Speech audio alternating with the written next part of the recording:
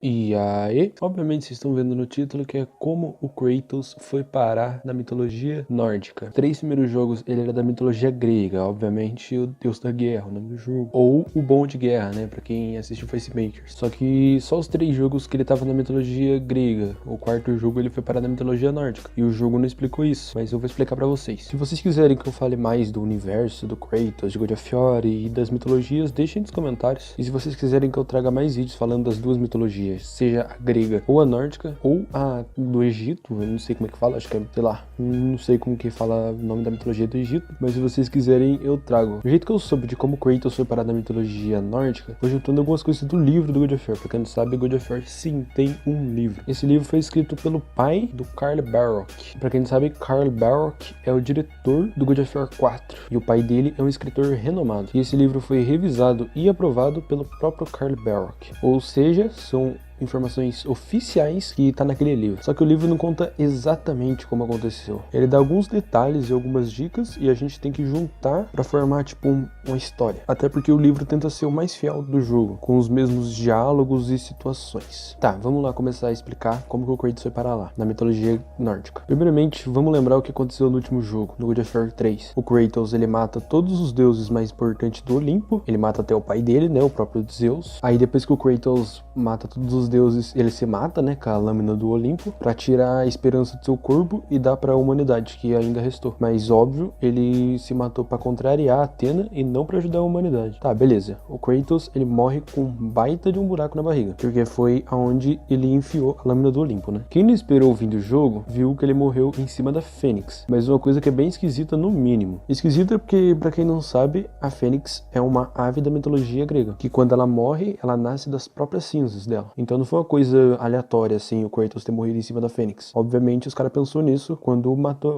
mataram, entre aspas, ele. Eu disse tudo isso de onde ele ter morrido em cima da Fênix, que quem viu só isso não esperou os créditos. Acabar os créditos, na verdade, né? E quem esperou os créditos acabar, viu que o corpo dele já não estava naquele lugar que ele tinha morrido. Onde ele tinha morrido tinha um rastro de sangue que levava pro precipício. E depois dessa cena a gente não soube mais nada. O God of War 4 lançou e ele tava bem mais velho, né? Com um filho, que é o Atreus. Aí também tava com a mãe do Atreus morta, né? Tanto que o jogo começa assim já. Mas como ele sobreviveu, tem como explicar. Tipo, não foi uma coisa aleatória, só pra a Sony ganhar dinheiro. Os deuses do Olimpo tinham jogado uma maldição nele. Essa maldição impedia que ele se matasse. Por mais que ele tentasse, ele sempre sobreviveria. Tanto que a única vez que a gente viu ele morrer foi quando o Zeus matou ele. Só que não adiantou, né? Porque ele fugiu do submundo e voltou no tempo, aí se vingou do Zeus. Mas depois que o Kratos percebeu que ele não conseguiria se matar, ele tentou se livrar das coisas que provavelmente mais fez mal pra vida dele, que foi as lâminas do caos. O Kratos matou muita gente inocente com essas lâminas. Gente que não tinha nada a ver com ele ou com os deuses. Duas pessoas da qual ele matou, dessa galera que ele matou, foi a mulher dele e a filha dele. Mas pra ele ter essas lâminas e ser descontrolado com ela, tem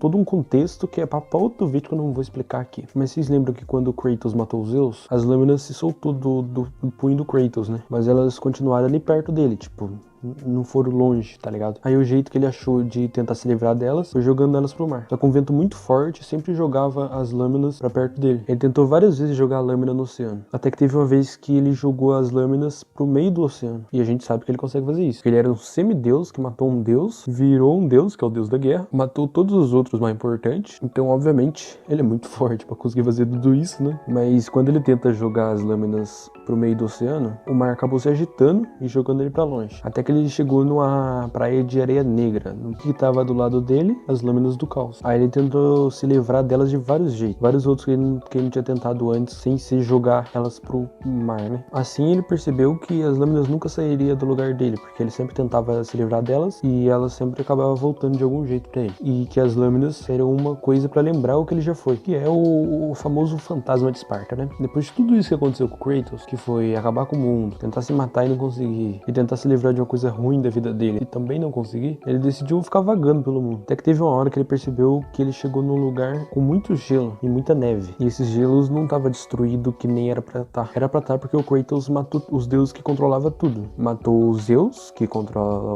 os raios, né? E assim os raios ficaram caindo na terra, destruindo, tipo, a natureza, queimando árvore e etc. Ele também matou o Poseidon, que controlava o mar. Assim, tendo vários tsunami, tá ligado? Que é forte, né? Aí quando o Kratos percebeu que onde ele tava não tava destruído, destruído, ele percebeu que ele destruiu o mundo grego e não o mundo todo. Ele percebeu que tinha vários outros mundos, sem ser o grego, que era o que ele vivia, né? Ele também percebeu que tinha lugares que os deuses gregos não controlavam. Esses lugares tinham seus próprios deuses, criaturas e regras. Depois que ele chegou nessas terras de gelo, ele andou mais ainda. Mas teve uma hora que 3 lobos acabou encurralando ele. E esses lobos era bem maior do que o normal. Um lobo era negro, dos olhos verdes. Esse lobo negro dos olhos verdes parecia ser o líder da matilha. Esse primeiro lobo preto dos olhos verdes é aquele que apareceu em Thor Ragnarok. Quem assistiu Thor Ragnarok talvez lembre que no final tem um lobo lá junto naquela ponte da Bifrost. Quem luta com o lobo até o Hulk, tá ligado? Os outros 2 lobos, cara, 3 que encurralou o Kratos, mas os outros 2 eram um lobo branco e um cinza. O Kratos tentou assustar esses 3 lobos com as lâminas do caos, mas não adiantou, porque os lobos nem deram bola, nem se mexeram. E assim acabou que o lobo negro acabou avançando no Kratos. Quando o lobo preto avançou nele, ele conseguiu ver que tinha uma mulher de capuz. Ela tava atrás dos outros 2 lobos, do branco e do cinza. O Kratos, quando viu ela, ele gritou, perguntando quem era ela. E como resposta, ele teve um ataque mortal do lobo negro. Esse ataque derrubou o Kratos e acabou desmaiando ele. Com o Kratos inconsciente, o lobo negro pegou ele pela boca e carregou ele pra um lugar que ninguém sabe, porque não tá no livro. E o tempo que o lobo carregou ele também ninguém sabe. E nem o que aconteceu isso, ninguém sabe também. Uma coisa que não tava no livro, mas em lugar nenhum tava isso, era quem era aqueles 3 lobos. Mas com as características que o livro dá pra gente imaginar quem era. O lobo negro era Fenrir, que é um filho do Loki, coisa que não faz muito sentido, porque o Atreus, que é o Loki, e nessa época o Atreus nem pensava em nascer ainda, nem precisava existir, tá ligado? Mas é